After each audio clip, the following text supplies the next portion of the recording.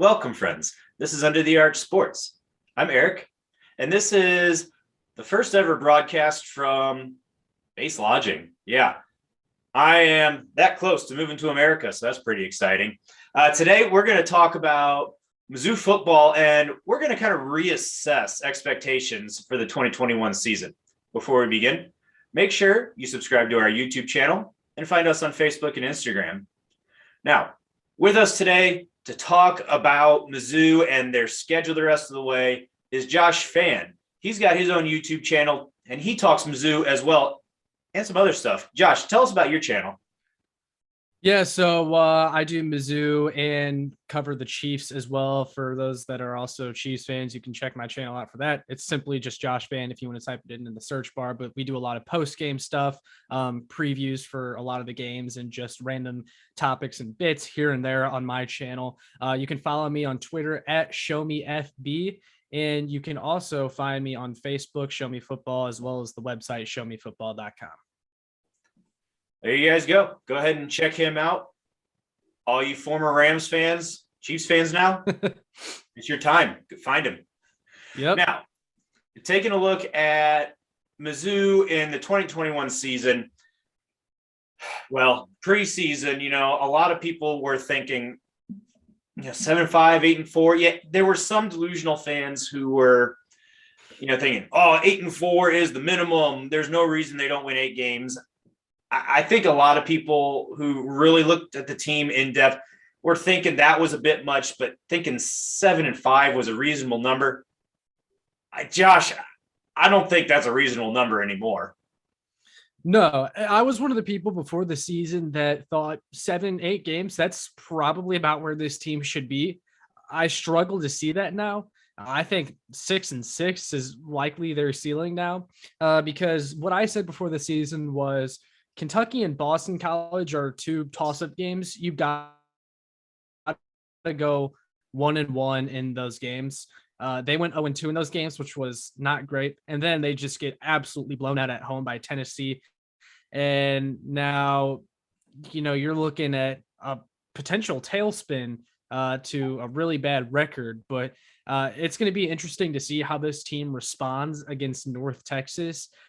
That should be a win. Let's hope so, unless North Texas runs for 300 or 400 yards. That would be very bad. But yeah, I thought this was a team best case scenario could win 7 or 8 games, and it's hard to see it at this point. Arkansas looks really good this year. You still got them on the schedule. Texas A&M, you could beat them if you play a good game, but let's be real, Texas A&M has a lot more talent than Mizzou.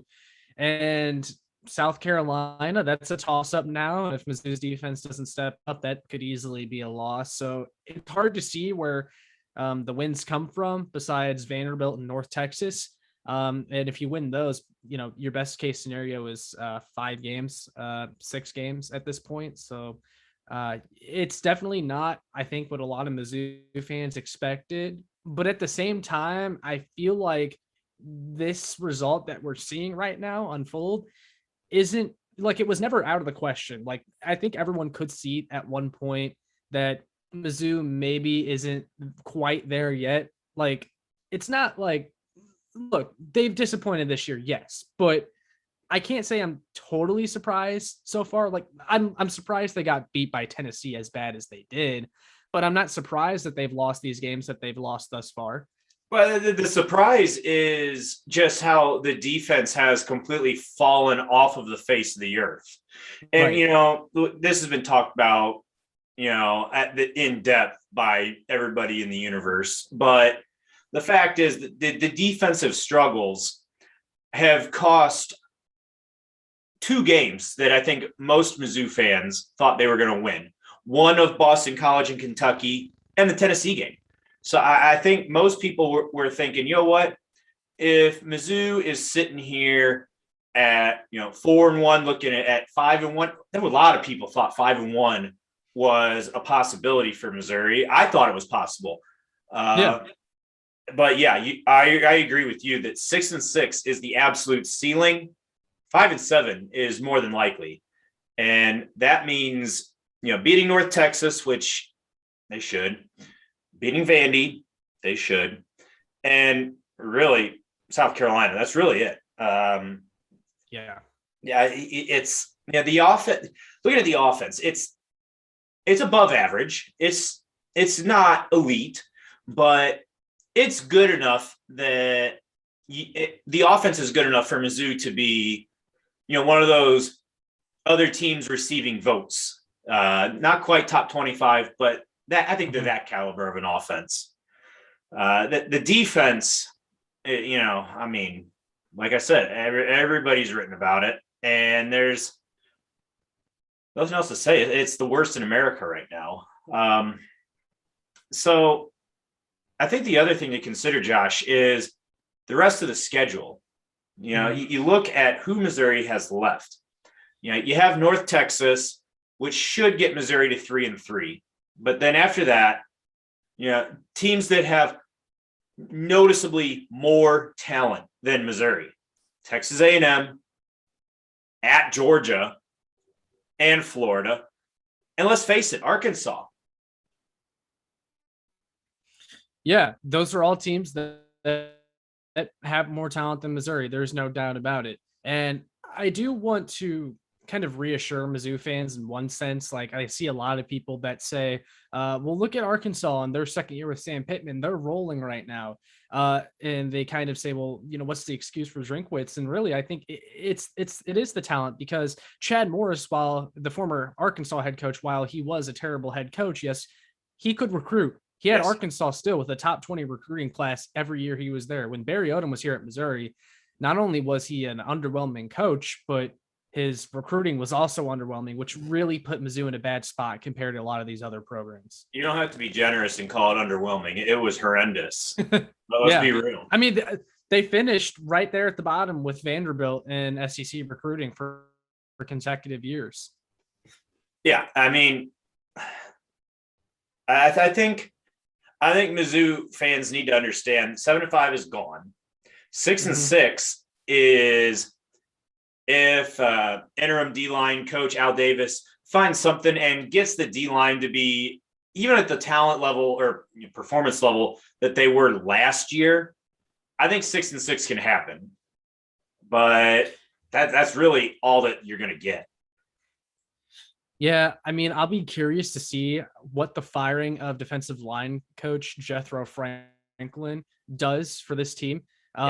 I kind of feel like, and I don't know where you stand on this, Eric, but I almost feel like that Jethro Franklin was the fall guy after the Tennessee game. Like, someone had to go, a change had to be made, and Drinkwitz decided that it was Jethro Franklin.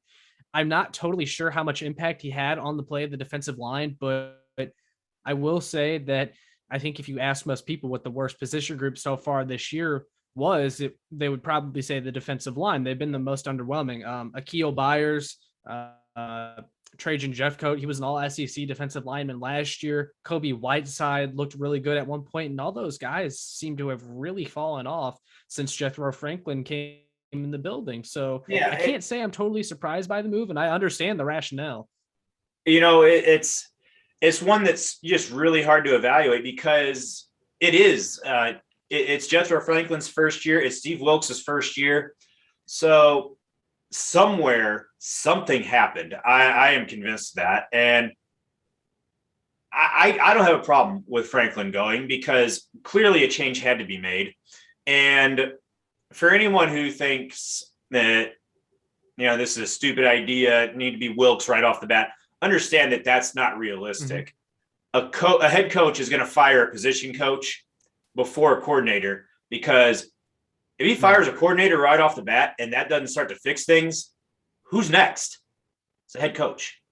You fire a position coach and it doesn't work right now. Oh, you can still fire the coordinator. And that's just a buffer, for lack of a better term, between Drink and getting himself fired. That's really what it comes down to. Yeah. You fire from the bottom up. Well, and look, there's still a chance Steve Wilkes could get canned in his first year. I always said for the longest time, Eric, that I gave Steve Wilkes a pass for this year because the talent just wasn't there for Mizzou, and they still don't have great talent. But at some point, I think we have to be a little more realistic and a little more fair and say, look, the talent is not that bad. Like yes, Mizzou is talent deficient on the defensive side of the ball, but they're not that bad to where they should be No. getting blown out by 40 points by Tennessee. And at some point, you do have to question the coaching a little bit. I like the Steve Wilkes hire when it first happened. I really like Steve Wilkes as a person, and I hope it works out. So if they don't improve at all defensively going forward, you will get to a point where Steve Wilkes could be gone after his first year or before his first year is even over, to be quite frank. Yeah, it's just a mess. Yeah. Anyway, that's our thoughts on this 2021 season and revised expectations. That's really all there is to it. Go check out Josh Fan on YouTube and all of his social media pages. Thanks for checking out this video. Hope to see you guys next time.